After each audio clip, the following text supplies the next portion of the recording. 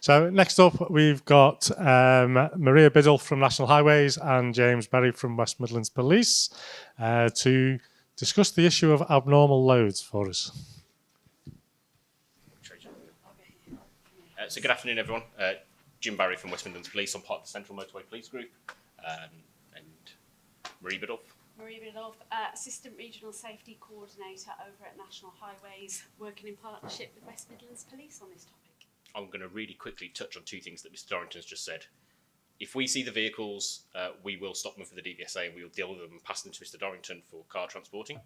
And the other thing is, as operators, owners and directors, we understand that when you send drivers out there, they're like feral children.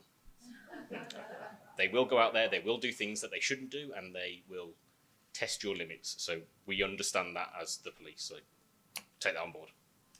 So if some of you don't know, I appreciate this is about abnormal loads, but a lot of the slides you'll see here will take into account you as operators across a plethora of incidents that will happen with your drivers, probably in their careers, hopefully not. But the Central Motorway Police Group is a two-force collaboration between Staffordshire and West Midlands. I'm in charge of all abnormal loads for West Midlands Police Force area and all of Staffordshire's motorway network. There's my counterpart who works in Staffordshire covering off-motorway work. Our officers are trained, educated to enforce the law. We work very closely with the Office of the Traffic Commissioner and the DVSA in operations. We work with lots of other people. I believe Nina Day's been here from the HSE as well. She does a lot of safer loads training with us, and this is where all of this sort of started from for West Midlands Police about 2 years ago. So, as some of you operators are here, don't move abnormal loads, and I appreciate this may not ever fall into your arena of work. But an abnormal load is anything that's wider than 2.9 metres, has that lateral projection, weighs more than 44 tonnes, but doesn't always have to weigh more than 44 tonnes. It's longer front to back than 18.65 metres. Exceptional length is 25.9 and a rear projection of 3 metres. All of the photos you'll see today are photos that I've taken in the last 2 years on the West Midlands Road network. None of these are taken from Google. Some of these are the biggest operators in this country, and they should be ashamed of themselves because of what we pull up here. So the story so far, and I apologise that the police haven't really looked at operators correctly for the last 20 years with austerity. We've really started ramping up how we look at loads in the last 2 years. But we've had that period of time where operators have been allowed to go out there and do what they want to do, or bend the rules or interpret the rules in order to gain financially, or not understand the rules correctly and just set up shop. 13 years since the last document was reviewed of how our guidance of how we deal with stuff. Massive infrastructure changes and vehicle changes. So you've got the HS2 projects, you've got the Hinkley Point project, lots of things that are going forwards with, say, Junction 10 of the M42. Those major infrastructure projects have a massive impact on abnormal loads in the UK. In the last 2 years, though, unfortunately, we have a 98% non-compliance with abnormal loads. So that equates to 373 loads have been stopped by myself and the team. 5 have been correct. 4 of them were owner-operators. So those 4 people had to be right, because otherwise they weren't working. The other one was someone we'd dealt with quite a few times and eventually took their head out of the sand and got it right. The reason why we're looking at it all, and I appreciate this is a bit of a history lesson. So in 2008, we had the Dorset fatal. That is the actual picture of the vehicle that was involved in the Dorset fatal. When it went to coroner's court, the coroner was very damning of the police in we didn't know what we were doing, we didn't know what we were looking at, and we didn't know how to escort it correctly. And the coroner's main line from that was a 42 centimetre board that day could be in the difference between life and death of the nurse who was on his way to work at night. Basically crashed into the tyre of the abnormal load on an unlit section of road and died instantly. Forward 10 years, you've got the Humberside double fatal. This operator killed 2 members of public, having done a crossover with 2 caravans coming southbound. That operator had been touched by the DVSA 59 times. 59 times that operator had been stopped by the DVSA and nothing had changed. The transport manager and the driver were both sent to prison for more than 10 years both. And we've now got the 2023 Bedfordshire seriously injured. The gentleman is paralysed from an abnormal load vehicle. Failed to stop on the M25, having spun a Network Rail van. The driver carried on in his way, having known what he'd done. When he was eventually stopped on our area, tested positive for cocaine and is awaiting trial. And one of the things James and I have come across in our work looking at abnormal loads is, unfortunately, that a collision, whether a killed or seriously injured collision or damage only, for abnormal loads, it's not recorded as an abnormal load. It is simply recorded as a HGV. Now, you and I know that those loads from a regular HGV to an abnormal load will be wildly different, and we are hoping that we can change that so KSI incidents and damage only are recorded as such and properly for an abnormal load. So what we've done, a lot of this used to be paper-based. When we started this 2 years ago, I'd have a check question from the DVSA training that I had. These are what the haulier must operate to every single time they're stopped. We work quite closely with a company called Fleet Check, who turn this into a digital format for us. So you get the consistency when you're stopped roadside by the police. Every single question is asked. It creates a PDF document that's time and date stamped, and that is then given to either Mr. Dorrington, it's given to the DVSA, or it's given to court for proceedings. It can't be changed, it's got photos, and it records all the data you need on there. And the more forces that take this on board will ensure that you or operators are treated fairly and consistently, no matter which county you are stopped within. This has then been recognised now by the College of Policing as best practice for all forces to use. It's the first road traffic best practice that's been sent out by the College of Policing, so we're quite happy about that. It's the first one for West Midlands Police as well. We've taken that sort of a step further. Currently, I think it's on its 5th reading now in the Houses of Parliament for the secure marking of plant and machinery. Everything going forwards will have to have a secure marking style. The current main one is Caesar style markings. Our app now requests you to take a photo of that Caesar marking and gets you to contact Caesar to see if that piece of plant and machinery is stolen. So therefore, as operators, you aren't losing items that unscrupulous operators are moving. So what happens if you're non-compliant, which obviously Mr. Dorrington has touched on? The driver will nearly always be prosecuted if it's a fairly risk or safety concern that we've come across. The operator will be reported to the DVSA and for further investigation, also reported to Mr. Dorrington or the relevant traffic commissioner that looks after that operator's licence.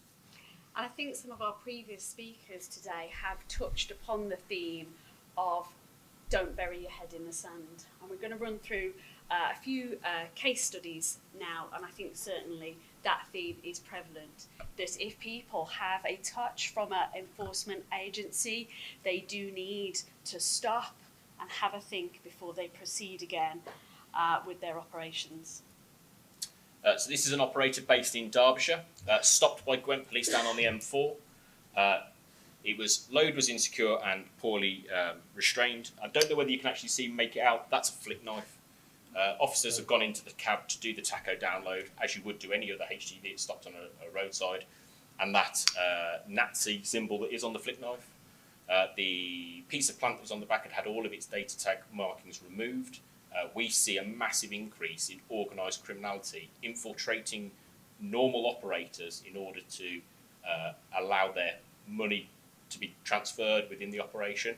A lot of plant and machinery is being stolen in the United Kingdom and moved abroad as currency for drugs and human trafficking because it's an easier way than moving the cash. And certainly for this one, a police high-vis vest was found in this gentleman's cab with everything that was going on down in London at the time with the Sarah Everard case. You can understand what a concern this was to everybody involved, and it was sent over to counter-terrorism for investigation. The next one, this was stopped by Warwickshire Police on the M42. Driver was off his prescribed route, so with abnormal loads you have to stick to a prescribed route. He was moving during the embargo times, and when the officers again have gone in to do a tacho download, smelt cannabis, driver's tested positive for cannabis, has been arrested and prosecuted. This is an escort vehicle driving on the M5 northbound. Decided to overtake me in lane 3 in my unmarked vehicle. He was towing a towing a trailer with a cesspit on the back. No insurance, no MOT, no tacho card. Vehicle was seized and reported. This one is one from Bridgend. It is a crane operator. This was on the King's Coronation weekend. So during the bank holiday weekend, you're not allowed to move for abnormal loads in most, if not all, of the counties now. This driver had a big fallout with his transport manager because he wanted to go home for the bank holiday. The driver closed down his crane and decided to move, drove into a traffic street light and then carried on and was stopped. And he blew at the roadside 95, the legal limit being 35. He's now in prison. So Mr. Dorrington had touched on, obviously, if you've got information about unscrupulous operators, email him. If you've got information about unscrupulous abnormal load operators, email me. I've got Operation Nights there at westmidlandspolice.co.uk. I will disseminate that to whichever force own that operator. So if that operator is in Humberside, it will go to Humberside Police. If they're travelling through our force area, we will target them. At the moment, we have about 10 emails a week from different operators. And yes, they are telling on other operators, but they're taking work away from each other and they're running unscrupulously from each other. We've got a 100% hit rate now for Operation Nights there. If you email us, we target that operator, we stop them, we prohibit them, and we report them for court. This is where this sort of falls onto nicely. Operation Nights there was set up in September 2022. Every month I have a anonymous letter emailed or sent through to me. I don't know who it's from. And it lists a number of operators and who they are, how they're advertising themselves. And social media is the biggest downfall for nearly all operators, because you want to shout about what you're doing well, but it nearly always shows up what you're doing really badly. This operator was sent through to us saying he's advertising himself on Facebook, he's running under the showman's rules, so he's got no transport manager, no operating centre, he's only got social, domestic and pleasure insurance, he's not MOT in the vehicle, and he's no tacho. This is what he's doing, and this is how he's advertising himself for moving static caravans. It took us a while. 3 months later, caught the gentleman moving a static caravan. Vehicle seized for no operating licence, and 18 further offences were found to be wrong with that vehicle on the night. Last week he was convicted and he's been banned from driving, of all 18 offences. That's gone to court with my PDF and my Section 9 statement and nothing else. That's all that's gone in. And the court have gone, absolutely, he's running as an operator, not as a showman. We'll now take a look at some case slides of those who have had a touch point with the enforcement agency, but unfortunately didn't do enough to stop further disasters occurring. So this is a big operator. Some of you will recognise their logo. In May this year, we stopped image 1, which is the far left one, which was a train being moved. The movement order wasn't correct. They were moving too early. And as you can see, I'm not sure you can see at the back, it's almost like a javelin where the coupling of the train connects from one to the other. No marker board on that, and if you were in a HGV or a van, it would have killed you straight away if you crashed into the back of it. There's nothing there to save you. 3 days later, the same driver and the same operator had taken a different train down to Wembley, parked it on top of the hill, got out, went to go and see where he's going to drop it off. Completely forgot to put his air brakes on. 11 vehicles have been written off in that. This is another operator that we dealt with. There's a big fashion at the minute, shall we say, with the government, where they want to do pre-built homes off-site, taken to site and built and put into place. It's quicker, it's cheaper, it's easier to do. They are massive. They're nearly always 5 metres wide. These are huge items. This operator has been dealt with in August 2022, initially by us, by the Health and Safety Executive. We've dealt with them a number of times about load security, making sure that nothing goes wrong, constantly burying their head in the sand. We'll be all right, we'll carry on doing it. As you can see, the vehicle in front clipped a tree and the house has fallen off. Another operator that we're dealing with, one of the massive unscrupulous operators that we're really targeting within the United Kingdom. Operator dealt with in March 23 this year for the KSI down on the M25. March again, the company was at Doxy while we were filming the motorway TV show that went out on Monday. whether you already saw it. Again, stopped prohibited for a number of offences. On the trailer, I believe, out of the 8 brakes that should have been working, 7 of them were faulty. One of them still with a spanner on. It goes on further. The operator, to undercut other operators, was running across a bridge that had a limit of 80 tonnes. He was running at 117 tonnes. Did that 5 times within 1 week. Then caught again on the same day with a different rig on the back. No insurance on that operator. They have been sent to the Traffic Commissioner for the North, who is going to deal with them. I'm in court with them next week for all the offences, and it's being dealt with as a one. Mr. Dorrington kindly gave us a statement or a comment on what we're doing with Operation Nights there. And as you can read, as Mr. Dorrington's already alluded to, it's fair competition and road safety. It's all we want. Obviously, the road safety is the main element for the police. Mr. Dorrington's looking at the fair competition between you as operators. You've got to play fair in the sandpit. And finally, some fantastic news for abnormal load operators. We have completed our annual review of embargo times, learning from some best practice that's happened in our East region. I've used the same data set, and I'm pleased to say certainly in the West Midlands region from the 1st of November, the embargo times will be reduced by 30 minutes in the morning and 30 minutes in the evening. We are currently speaking to other forces in the Midlands area and have sent them the data set to see if those constabularies can also adjust their embargo times to match ours and bring further consistency, not only in the Midlands but also in the East region. Any questions? Do you have any questions? Oh, Beaver Bridge is at the back. Oh, just hold on.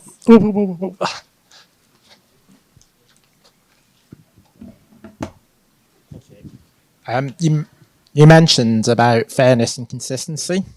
What are the police forces doing to ensure that all police forces are actually adhering to that? For example, we've submitted a movement order, had a request by the police to be police escorted. We asked a similar haulier to submit the same movement order, and they didn't get the request. Okay. So it seems like commercially we're being punished for doing things right. Okay. Was that within our force area? No. Okay. I can't talk of other force areas because it's hard because you as operators have to deal with 43 countries inevitably. You've got one little person in the middle saying, this is my kingdom and you will do as my rules are. And another little person stood in the middle going, no, I'm not really too fussed about abnormal loads. It's not fair, it's not right, and it has been sent to the Police Chief Council to disseminate, to say, you all need to be looking at this because this is a problem. With a 98% non-compliance from the industry, we've all got to be looking at it, we've all got to be going in the right direction. And if you do get something like that, email me. You'll have my contact details. I'm sure you've got guys who've got my contact details anyway. Email me. I will speak to that force and say, look, this is what's happened. Why is there no consistency between these two operators? And I will take that on board for you. Brilliant, thank you. And just for another example, West Yorkshire Police Force advertise on their website there's no punishment for driver or operator if they move during embargo time. Okay. So it's sending out mixed messages to the industry. I don't know why they're advertising that.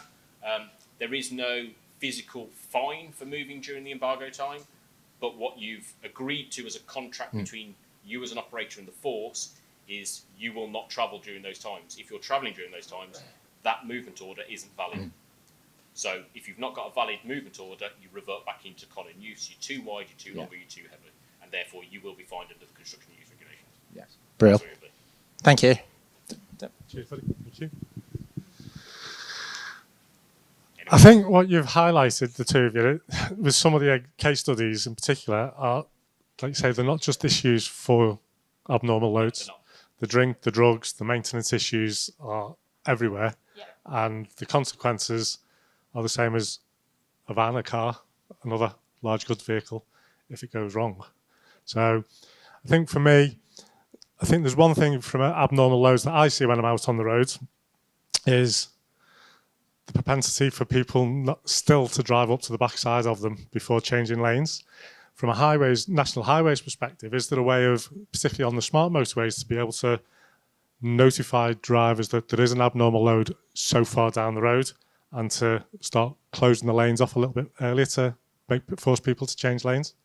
So national highways don't close the lanes for transportation of abnormal lanes. Certainly under a police escort, the police would lead on that and get in that clear passage.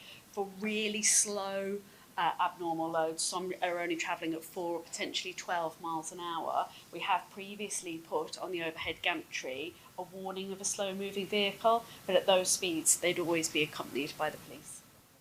Super. There's no more questions. Thank you very much, guys. And Thank you. I appreciate you've got to shoot off, so thank you.